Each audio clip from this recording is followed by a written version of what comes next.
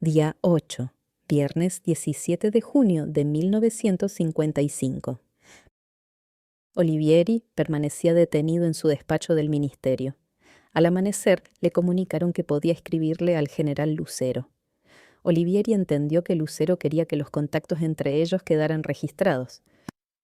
Así fue como le pidió que lo fuera a ver. Miró la hora. Eran las 6 de la mañana. Una vez que se la pasó al guardia, se tiró en un sillón a esperar. Se quedó dormido. 2 horas después despertó cuando el general Embrioni entró a la oficina. «Me envía Franklin Aníbal», le dijo. «Leyó tu nota. Él no puede venir, pero me dijo que me pidieras a mí». «Entiendo», respondió Olivieri. «Quisiera despedirme de mi esposa y de mis hijos». Embrioni comprendió que ese despedirme abarcaba varias opciones, ya que Olivieri no sabía aún si iba a ser fusilado. El ministro de Guerra era amigo de Olivieri, por lo que no pudo evitar conmoverse. Sin embargo, se cuidó de no transmitir sus sentimientos. Se saludaron con un apretón de manos. No había mucho más para decir. Cámara de Diputados. El primer diputado que habló de los bombardeos fue el representante de Mendoza, José Manuel Ulloa, quien comenzó con palabras todavía cruzadas por el dolor. De hecho, cuando la sesión arrancó a las 7 de la mañana, todavía había cuerpos en la Plaza de Mayo que no habían sido retirados y bombas sin detonar. Nuevamente, la ciudadanía argentina sufre un ataque a traición. Y como siempre tenemos que lamentar la caída de muchos hombres de trabajo, de muchas mujeres y de niños indefensos. Nosotros, señor presidente, estamos a la espera de las directivas de Perón. Estamos conteniendo los ímpetus de nuestro espíritu y aplacando los ánimos, tratando de refrenar el estado espiritual de reacción en que se encuentran nuestros hombres. Todos nos han pedido participación en la lucha y hemos tenido que hacer grandes esfuerzos para poder contenerlos, con lo que dejaba claro el estado de ánimo que existía. Y advertía: ha llegado el momento de que los peronistas, que los argentinos bien nacidos, nos decidamos a proceder inmediatamente cuando descubramos entre nuestras filas a un renegado, a uno de esos hombres que se está encubriendo con piel suave de terciopelo, pero que en su interior lleva el instinto de la hiena. Luego tomó la palabra la diputada por la capital, Delia degli Uomini de Parodi, quien siguió en la misma línea. Ayer una espesa niebla había cubierto el cielo para defendernos de traidores que llevaban un solo objetivo: hacer desaparecer a Perón. Pero una vez más, Dios ha demostrado que está con el pueblo y con Perón, que no hay fuerza humana capaz de conseguir que una traición llegue a su fin mientras haya un solo argentino digno, mientras haya un solo peronista en esta tierra. Los he visto cuando caían bajo las balas. Su último grito era «Perón, Perón». Su única arma era la bandera argentina. Allí, entre los que caían, casi todos obreros y obreras, no estaban los del sábado pasado que invocaban en vano el nombre de Dios. Allí no estaba la oligarquía para defender lo que ellos creían justo, valientemente y no cobarde y traidoramente. Allí estábamos únicamente nosotros, que sabemos lo que queremos, y no ellos, que están entregados a las banderas que desde afuera les están ayudando con dineros y con los odios internos. Porque esa es su única bandera. El discurso de degli Uomini era inflamado, dolido, con un golpe bajo tras otro. De forma similar habló el otro diputado por la capital, Ángel Mielesquía. La sesión se cerró a las 11:40. Los diputados, incluso los radicales y socialistas, sabían que sería muy difícil seguir adelante. Plaza de Mayo. La versión del ataque que ensayaron los rebeldes barrió con la poca capacidad de asombro que quedaba entre los adeptos al gobierno. Un volante, que se atribuía a la Marina de Guerra en operaciones, era titulado Responsabilidad de Perón y de la CGT en la matanza de Plaza de Mayo, y decía: comparando los acontecimientos con las declaraciones del propio Perón, es fácil determinar quiénes son los culpables de la matanza de civiles durante los bombardeos de la Marina de Guerra. La Marina de Guerra se sublevó enviando al gobierno un ultimátum de rendición. Al rechazar ese ultimátum y apelar al ejército, el gobierno se colocaba en actitud beligerante. Desde ese momento 2 fuerzas militares lucharían. Perón sabía que la Marina no salía a desfilar sino a combatir a muerte. Entonces, ¿por qué motivo Perón permitió que la CGT convocara al pueblo a Plaza de Mayo? ¿Cómo es posible que un jefe de Estado, sabiendo que su sede sería bombardeada, no tratara de evacuar a la población civil? ¿Cómo es posible que los dirigentes de la CGT hayan sido tan criminales como para llevar a la gente al matadero, sabiendo que con palos no se puede hacer frente a aviones ni a ametralladoras? Perón mismo lo ha dicho. Nosotros tuvimos conocimiento de la rebelión y de sus planes unas horas antes. Y conociendo la rebelión y los planes de bombardeo, Perón hizo que la CGT convoca a su querido pueblo a Plaza de Mayo para ser quemado. Una sola cosa explica esta infamia. Perón creyó que, a la vista del pueblo, la Marina de Guerra desistiría de sus propósitos. Es decir, que una vez más, Perón utilizó a los trabajadores como escudo de sus designios. El panfleto agregaba: si los radicales o los clericales hubieran invadido la Casa de Gobierno, Perón hubiera tenido derecho a convocar a la CGT. Hubieran sido 2 fuerzas civiles combatiendo en igualdad de condiciones.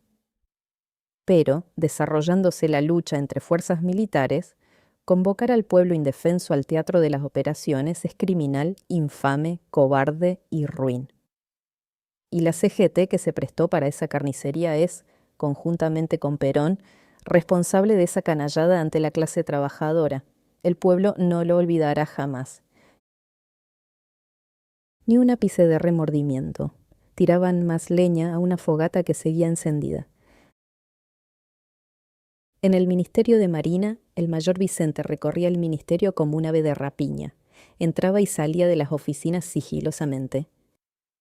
En un momento le tocó el turno a Olivieri, que se sorprendió cuando levantó la cabeza y lo vio parado enfrente.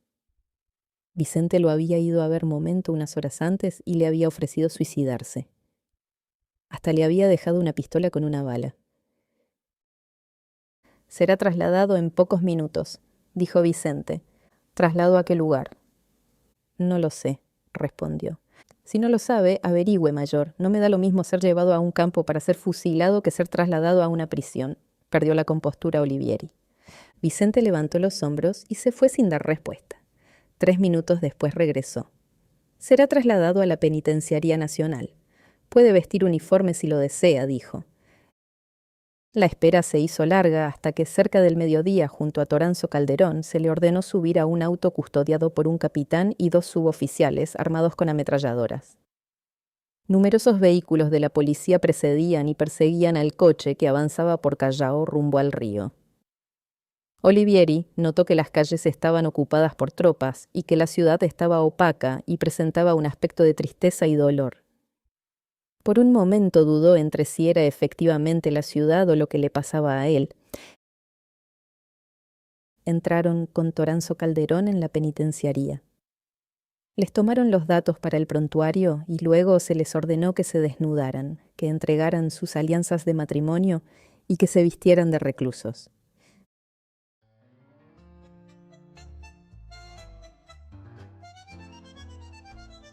¿Estás disfrutando este texto? Si te emocionó, te hizo pensar o te despertó alguna pregunta, ayúdame a seguir compartiendo la historia argentina. Suscríbete al canal y regálame un like. Es chiquito para vos, pero enorme para mí. Mil gracias.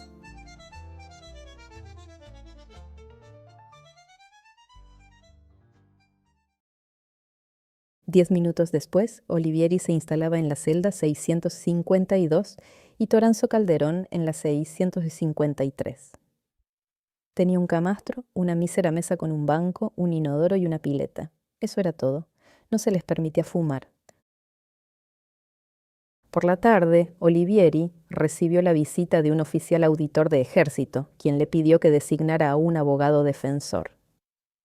El primer impulso de Olivieri fue designar como defensor al brigadier Conti de la Aeronáutica, pero antes de que el oficial se fuera, cambió de opinión.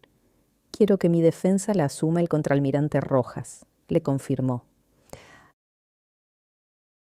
A la noche, Toranzo Calderón y Olivieri fueron llevados al comedor junto al resto de los convictos. Se sirvieron el rancho y se sentaron en una mesa apartada. ¿Te pidieron que nombres un abogado?, preguntó Olivieri. Sí. ¿Y a quién pediste? A Rojas. Olivieri se tiró hacia atrás y suspiró. Si nos dan abogado defensor, eso quiere decir que no nos van a fusilar. ¿Decís que hubo cambio de planes?, dijo Toranzo Calderón. Eso parece. ¿Qué habrá pasado?, preguntó Toranzo Calderón. La cantidad de gente que participó en la asonada debe rondar los 1.200 efectivos. ¿Te imaginás a Perón fusilando a 1.200 personas? No tiene que fusilar a todos, refutó Toranzo Calderón. ¿Y cuál sería el criterio de elección? ¿En dónde pone el corte? O todos o ninguno. Y además, están los que se fugaron a Uruguay. ¿Qué haces con esos? ¿Los condenas en ausencia? Yo creo que Perón puede tranquilamente mandar a fusilar a un grupo para disciplinar. No lo conoces a Perón. No disciplina de esa manera. Su secreto no es el terror, es la persuasión, dijo Olivieri. Un guardia se acercó a la mesa de los marinos y le dijo a Olivieri: «Coma rápido, porque en media hora lo viene a ver su esposa con sus hijos». El corazón de Olivieri trepidó. No sabía si la visita se debía a gestiones de Lucero o a Embrioni. La duda la zanjó la esposa de Olivieri pocos minutos después. «Hace un par de horas me llamó Lucero y me dijo que tenías ganas de verme», le dijo. Sí, alcanzó a responder Olivieri visiblemente emocionado, y estrechó a su mujer en un abrazo mientras las lágrimas corrían por el rostro. Residencia presidencial. El teniente Iturrieta ponía voz grave para que el informe fuera lo más neutro posible. Perón recibía en el Palacio Unzué a Iturrieta, Lucero y Gamboa porque su despacho en la Casa Rosada estaba destruido. La catedral también fue saqueada, pero la policía impidió que la prendieran fuego. El convento de San Francisco, en Defensa y Alsina, fue incendiado, leía Iturrieta. Tengo la declaración de un capellán que estaba escondido.